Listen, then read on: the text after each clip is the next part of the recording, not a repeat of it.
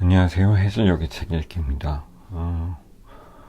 오늘은 아침의 피아노와 이별의 부가로 유명한 철학자 김진영 씨의 수필집이죠.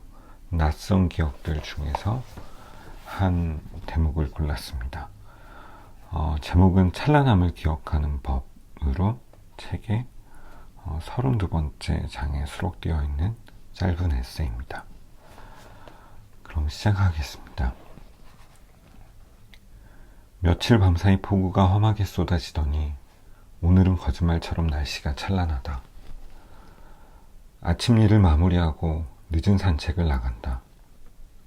햇빛은 찬연하고 대기는 투명하고 아직 초록이 무르익지 않은 여린 나뭇잎들은 청결하고 장난처럼 몸을 스치고 지나가는 바람은 가볍고 부드럽다. 벌써 더워진 대기 때문인지 조금 걸었는데도 이마와 몸이 땀에 젖는다. 나무 그늘 아래 벤치 앉는다. 투명한 햇빛 속에서 점점 해맑게 달아오르는 세상의 풍경을 하염없이 바라본다. 어젯밤 내내 무거웠던 마음도 어느덧 무게를 잃고 가벼워진다. 그때 하늘 저편에서 한때의 새들이 나타난다. 새들은 청명한 하늘을 가로지르며 눈부신 햇빛 속을 몇 번 맴돌더니 일제히 가로수 그늘 속으로 날아 들어가 몸을 숨긴다. 문득 궁금해진다. 왜 새들은 찬란한 햇빛을 마음껏 즐기고 누리는 대신 그늘진 나뭇잎들 사이로 성급히 숨어드는 걸까? 먼 곳으로부터 날아온 오랜 비행에 지친 탓일까? 달아오른 햇빛이 더워서 잠시 몸을 식히기 위한 걸까? 아니면 그늘 안에 모여서 주고받을 급한 소식들이 있는 걸까? 발터 베냐민이 남긴 아름다운 에세이 몇 줄은 대강 이렇다. 사랑에 빠져본 사람은 안다.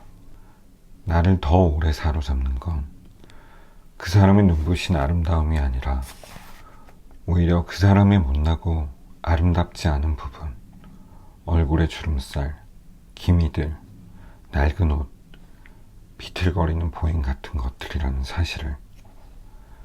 그런데 왜일까?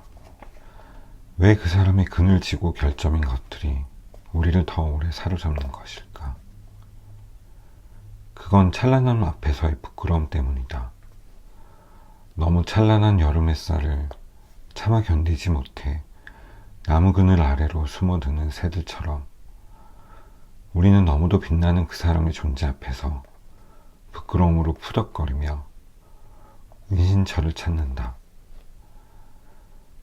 그리고 그 사람의 그늘과 같은 장소, 육체의 주름살, 투박한 몸짓, 눈에 잘 띄지 않는 결점의 장소로 숨어들어 거기에 사랑의 한이야 부끄러움의 둥지를 틀게 된다. 세월이 지난 뒤에 우리가 그 사람의 찬란한 아름다움을 온전히 되찾게 되는 건 그 둥지에 대한 기억을 통해서이다. 물론 이 아름다운 텍스트 깊은 곳에 함유되어 있는 건 베냐민 특유의 역사 철학적 의미다. 하지만 여기서는 그냥 그의 사랑론에 대한 텍스트로만 읽어도 좋겠다. 그렇게 읽을 때 무엇보다 눈에 띄는 두 단어가 있다. 찬란함과 부끄러움이라는 얼핏 어울리지 않는 두 단어다. 찬란함은 사랑의 환희가 그렇듯 충만한 빛의 체험이다. 그런데 찬란함에는 두 가지가 있다. 하나는 세상이 만들어내는 찬란함이다. 자본주의 세상은 찬란함의 세상이다. 돈, 명예, 지식, 상품 등등 성공과 행복을 약속하는 광의로 충만한 세상이다.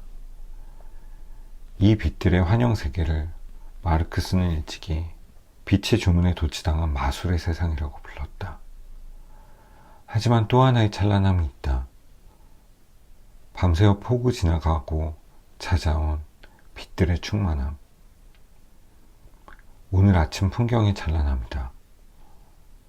우리가 사랑의 환희를 찬란함이라고 부를 때 그것은 오늘 아침 풍경의 찬란함과 다른 것이 아닐 것이다. 그런데 모두가 충만한 빛들의 광해인 이 두 찬란함의 차이는 정확히 무엇일까? 세상의 찬란함과 빛들은 소유욕을 불러일으킨다.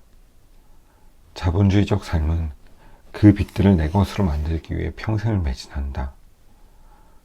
하지만 그 빛들은 구조적으로 소유 불가능한 빛이다. 그 빛들은 한 조각 소유하면 또 다른 빛들로 확대 재생산되는 환영들이기 때문이다. 하지만 오늘 아침의 날씨와 같은 찬란함, 사랑의 찬란함이 우리에게 불러일으키는 건 소유욕이 아니다. 그건 햇빛을 못 이겨 날개를 푸덕이는 새들처럼 자기도 모르게 그늘을 찾게 만드는 부끄러움이다. 사랑의 환희 앞에서, 찬란하고 투명한 빛의 충만함 앞에서 더는 숨길 수 없는 누추했던 삶에 대한 부끄러움이다. 그때 우리는 새들처럼 그늘로 숨어들어 거기에 둥지를 튼다. 그리고 모든 절정의 찰나처럼 한순간 빛나고 사라질 덧없는 찬란함은 그 둥지 안에서 사라지지 않은 채 온전히 간직된다. 부끄러움이라는 파수꾼이 그 둥지를 지키기 때문이다. 빛과 그늘은 어디에나 있다. 세상 안에도 있고 자기의 삶 안에도 있다.